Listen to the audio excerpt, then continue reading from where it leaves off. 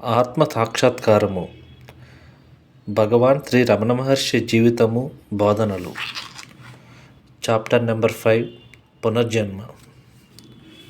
నీవు పునర్జన్మనెత్తాలి. వేదములు వల్లించటం వల్ల కానీ, బుద్ధి కుశలత వల్ల కానీ, మత గ్రంథములను పారాయణం చేయటం వల్ల కానీ ఆత్మ లభించదు. ఆత్మ తాను వరించిన వానికే లభ్యమవుతుంది. అట్టివానికే ఆత్మ తన రూపదర్శనమిస్తుంది. కఠోపనిషత్తు. అది 1896 సంవత్సరం. వెంకట్రామన్ జీవితంలో ప్రగాఢమైన మార్పు. రసవిహీనంగా గడిచిపోతున్న జీవన సరళిలో నూతనత్వం, ఉన్నతమైన ఆదర్శాలను అందుకోవాలన్న తపన అతని 17వ ఏట సంభవించాయి. ఆధ్యాత్మికంగా పురోగమించిన వారికి అనేకులకు సాధారణంగా ఆ వయసులోనే అటువంటి మార్పు సంభవిస్తూ ఉంటుంది. ఏమీ బయటపడక తన భావాలను, అనుభూతులను తనలో తానే దాచుకునే వాళ్ళలో వచ్చే మార్పును, అంటే వాళ్ళ ఆదర్శాలలో కానీ నైజంలో కానీ వచ్చే మార్పును ఇతరులు గమనించటం కష్టం. వెంకట్రామన్ ఈ రకం మనిషి. అతని స్నేహితులకు, బంధువులకు కూడా ఒక చిక్కు ప్రశ్న వంటివాడే. అందువల్ల ఈ మార్పు ఎట్లా సంభవించిందో చెప్పమని ఆయనని చాలా కాలం తర్వాత ఎందరో భక్తులు అడిగేవారు. ఆయన మాటల్లోనే చెప్పాలంటే జరిగింది ఇది. మధురను నేను శాశ్వతంగా విడవటానికి 6 వారాల క్రితం నా జీవితంలో ముఖ్యమైన మార్పు హఠాత్తుగా సంభవించింది. ఒకనాడు మేడ మీద గదిలో ఒంటరిగా కూర్చున్నాను. మామూలుగానే ఉన్నాను. బాగా ఆరోగ్యంగా ఉండేవాణ్ణి. నాకెప్పుడో కానీ సుస్థి చేసేది కాదు. బండ నిద్రపోయేవాణ్ణి. 1891లో నేను దిండిగల్లో ఉండగా ఒకసారి నేను నిద్రపోతున్న గది బయట ఎందరో గుమిగూడి పెద్ద కేకలు పెట్టి మూసిన గది తలుపులను బాగా బాదారు. నేను మాత్రం మేల్కోలేదు. చివరికి వాళ్ళు గదిలో చొరబడి నన్ను బాగా కుదిపిన తరువాత కానీ మెలకువ రాలేదు. అంతటి మొద్దు నిద్ర నాది. అసలు అలా నిద్రపోగలగటం మంచి ఆరోగ్య లక్షణం. మగత నిద్రలో కూడా నడుస్తుండేవాడిని. నేను మేల్కొని ఉండగా నన్ను ఆట పట్టించటానికి భయపడే స్నేహితులు నేను నిద్రలో ఉన్న వేళల్లో నన్ను బయటకు తీసుకువెళ్ళి ఆట స్థలం చుట్టూ తిప్పి నన్ను కొట్టి నాతో ఆడుకుని తిరిగి తెచ్చి పక్క మీద పడుకోబెట్టేవారు.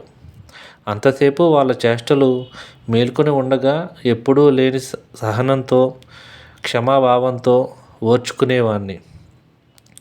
తెల్లవారేటప్పటికి రాత్రి సంఘటన నాకు జ్ఞాపకం ఉండేది కాదు. కానీ ఇట్లా నిద్రలో నడవటం కానీ నాకేమీ హాని చేయలేదు. అది ఒక జబ్బు అని కూడా అనిపించలేదు. కానీ ఆనాడు మాత్రం ఆరోగ్య లోపం ఏమీ లేకపోయినా ఒంటరిగా ఉన్నప్పుడు అకస్మాత్తుగా మృత్యు అంటే భీతి కలిగింది.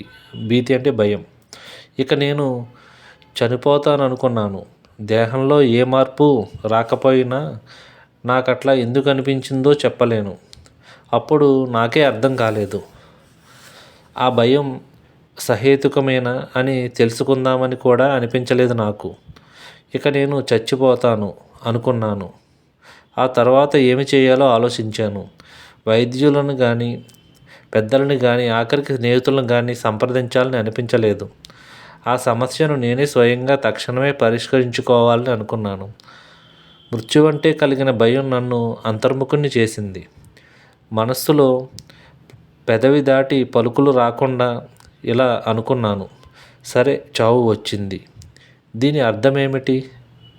చనిపోయేదేమిటి? ఈ దేహం చనిపోతుంది. చనిపోయే దృశ్యాన్ని నాటకంలో వలె అనుభవ సిద్ధం చేసుకున్నాను. కాళ్ళు చేతులు చాచి వాటిని బిగబట్టి శవంలాగా పడుకున్నాను. నేను చేసేది సహజంగా ఉండాలనిపించేటట్టు ఊపిరి బిగబెట్టి గట్టిగా నోరు మూసుకున్నాను. ఏ శబ్దము బయటకు రాకుండేటట్టు పెదవులను బిగించాను. నేను అన్న శబ్దం కానీ వేరే ఏ శబ్దమైనా కానీ బయటకు పెగలకూడదనుకున్నాను. అప్పుడు మళ్ళీ ఇట్లా అనుకున్నాను, సరే ఈ శరీరం చనిపోతుంది. ఈ కట్టెని శ్మశానానికి తీసుకుని పోయి వెళ్ళి అక్కడ దహనం చేస్తారు. బూడిదైపోతుంది. శరీరం చనిపోతే నేను చనిపోయినట్టేనా? నేను ఈ శరీరమేనా? ఈ శరీరం నిశ్శబ్దంగా నిశ్చలంగా ఉంది. కానీ జీవశక్తి ఉన్నట్టు నాకు తోస్తుంది. నేను అన్న శబ్దం కూడా లోపల వినబడుతుంది. కాబట్టి నేను అన్నది దేహానికి అతీతమైన శక్తి. భౌతిక దేహం చనిపోతుంది, కానీ ఆ చైతన్యానికి మృత్యువు ఆ చైతన్య శక్తిని మృత్యువు తాకలేదు. కాబట్టి చావులేని చైతన్యాన్ని నేను. ఇదంతా తార్కికంగా కలిగిన అవగాహన కాదు. తర్కమంటూ లేని జీవన సత్యం వలె నాలో మెరుపు వలె మెదిలింది. ఆ స్థితిలో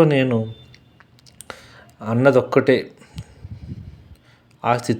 నేను అన్నదొక్కటే వాస్తవం. సచేతనమైన శరీర వ్యాపకాలన్నీ దాని మీదే ఆధారపడి ఉన్నాయి. అప్పటి నుంచి ఈ నేను లేక ఆత్మపై నా దృష్టి అంతా కేంద్రీకరించబడింది. మృత్యుభయం తృట్టిలో శాశ్వతంగా మాయమైపోయింది. అప్పటి నుంచి ఇప్పటి వరకు ఆత్మలో లీనమైపోయాను. ఇతర భావాలు సప్త స్వరాల వలె రావచ్చు పోవచ్చు, కానీ ఈ నేను అనేది నేపథ్యంలో శృతి వలె ఎప్పుడూ మెదులుతూ ఉంటుంది. దేహం మాట్లాడుతున్నా, చదువుతున్నా, ఇంకేం పనైనా చేస్తున్నా ఆ ఆత్మ మీదే కేంద్రీకృతమవుతాను. సంకటావస్థకి పూర్వం నేనంటే ఏమిటో నాకు స్పష్టంగా గోచరించలేదు. దాని పట్ల ఆకర్షణ కానీ ఆసక్తి కానీ కలుగలేదు. ఇకపోతే అందులోనే శాశ్వతంగా నిలిచిపోదామన్న భావన అసలే రాలేదు. ఈ కొత్త భావం యొక్క పరిణామాలు నా జీవితంలో బయటపడ్డాయి. ప్రప్రథమంగా చెప్పవలసింది ఇది. నాకు నా సహచరులలో, బంధువులలో, చదువులో అంతకు పూర్వమున్న కాస్త ఆసక్తి పూర్తిగా పోయింది. పాఠాలను యాంత్రికంగా చదివేవాడిని. పెద్దవాళ్ళని సంతృప్తిపరచడానికి పుస్తకం ముందు వేసుకుని కూర్చునేవాడిని అంతే. నా ధ్యాస అంతా ఈ బయట వాటిపై కాక ఎక్కడో దూరాన ఉండేది. మా బంధువులతో, స్నేహితులతో మసలేటప్పుడు ఎంతో వినయంగా, వినమ్రంగా ఉండేవాడిని. పూర్వమైతే మిగతా వాళ్ళకన్నా నాకు పని ఎక్కువగా చెప్పినప్పుడల్లా పనిని అందరికీ సరిసమానంగా పంచటం లేదని సణిగేవాడిని. ఎవరైనా తోటి బాలురు నన్ను కోపడితే తిరగబడేవాడిని. ఒక్కోసారి వాళ్ళని బెదిరించేవాడిని. మరెవరైనా నన్ను ఆట పట్టించినా, వెక్కిరించినా వాళ్ళకి వెంటనే బుద్ధి చెప్పేవాడిని. ఇప్పుడంతా మారిపోయింది. ఏ పని అయినా సరే, ఎవరు కోపడినా సరే, ఎవరు ఆట పట్టించినా సరే అన్నింటినీ సామ్యంగా భరించడం ప్రారంభించాను. తన నిరసన భావాన్ని, తన వ్యక్తిత్వాన్ని ప్రకటించుకునే ఆ తత్వమే పోయింది. నా స్నేహితులతో కలిసి ఆటలకు వెళ్ళటం మానేశాను. ఏకాంతంగా ఉండగోరేవాడిని. తరచూ ధ్యానానికి అనువైన ఆసనంలో కూర్చుని కళ్ళు మూసుకుని నాలోని ఆత్మపై లగ్నమయ్యేవాడిని. మా అన్న నన్ను వెక్కిరిస్తూ జ్ఞాని అని గాని, యోగీశ్వర అని గాని సంబోధించేవాడు. ప్రాచీన కాలపు ఋషివలే అడవుల్లోకి వెళ్ళిపోకూడదా అంటూ హాస్యాలు ఆడేవాడు. అయినా నేను మాత్రం అలాగే కూర్చునేవాడిని. భోజన విషయంలో రుచులు, అభిరుచులు పోయాయి.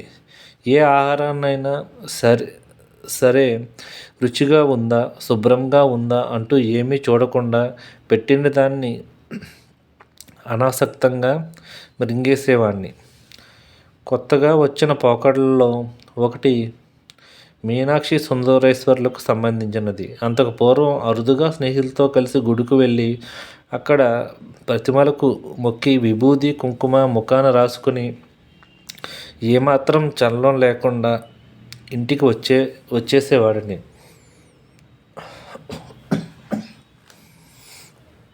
కొత్త జీవితం అంకురించిన తర్వాత ఇంచుమించు ప్రతి సాయంత్రము గుడికి ఒంటరిగా వెళ్ళేవాడిని.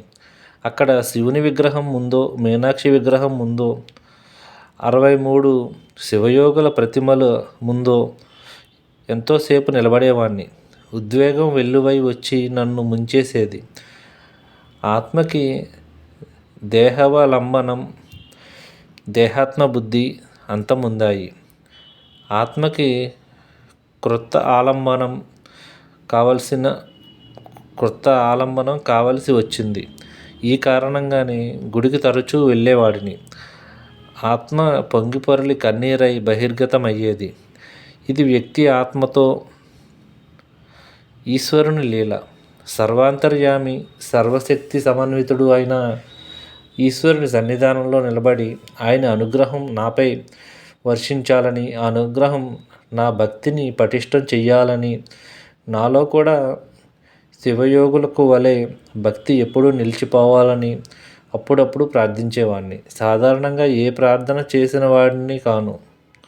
నా అంతరాంతరాలలో నిక్షిప్తమైన దానిని విశ్వాంతరాళములోని దానివైపు సాగనిచ్చేవాడిని. ఈ ప్రవాహానికి చిహ్నమే కన్నీరు. ఏ సంతోషానికి దుఃఖానికి మాత్రం కావు. నేను నిరాశావాదిని కాను. జీవితం దుఃఖమయమని నాకు తెలియదు. పునర్జన్మ లేకుండా ఉండాలని కానీ, విముక్తి పొందాలని కానీ, వైరాగ్యం పొందాలని కానీ, మోక్షం పొందాలని కానీ నాకేమీ ఉండేది కాదు. నేను పెరియ పురాణాన్ని, బైబిలు భాగాలని, తాయుమానవార్ లేక తేవారాల్ని తప్ప ఇంకేమీ చదవలేదు. భగవంతుడంటే, ఈశ్వరుడంటే పురాణాల్లో చెప్పబడినట్టే ఉంటాడనుకునేవాణ్ణి. అప్పటికి బ్రహ్మం, సంసార చక్రం అన్న మాటలే నాకు తెలియవు. ఈ విశ్వానికి వెనుక ఒక నిత్య సత్యం ఉన్నదని నాకేమీ తెలియదు. తిరువన్నామలైలో రుజుగీత మొదలైన గ్రంథాలను వింటున్నప్పుడు ఈ విషయాలను తెలుసుకున్నాను. ఈ పుస్తకాలు విశ్లేషించే విషయాల్ని నేను అంతకు పూర్వమే ఏ విశ్లేషణ లేకుండా సహజ స్ఫూర్తిలో గ్రహించినవేనని తెలుసుకున్నాను. ఈ పుస్తకాలు పరిభాషలో చెప్పాలంటే, జ్ఞానోదయమైన తర్వాత నేను అందుకున్న మానసిక ఆధ్యాత్మిక స్థితిని శుద్ధ మనస్సును అని కానీ, శుద్ధ జ్ఞానము అని కానీ అనవచ్చు. ఓం నమో భగవతే శ్రీరమణాయ. ఓం నమో భగవతే శ్రీరమణాయ. ఓం నమో భగవతే శ్రీరమణాయ. భగవాన్ శ్రీ రమణ మహర్షి జీవితము బోధనల్లోని 6వ అధ్యాయమైన ఏరు దాటడం. ఈ అధ్యాయాన్ని మనం నెక్స్ట్ వీడియోలో తెలుసుకుందాం. Thank you. నా వీడియోస్ కనుక మీకు నచ్చితే కనుక మీ ఫ్రెండ్స్కి షేర్ చేయండి. ఛానల్ని సబ్స్క్రైబ్ చేసుకోండి. Thank you.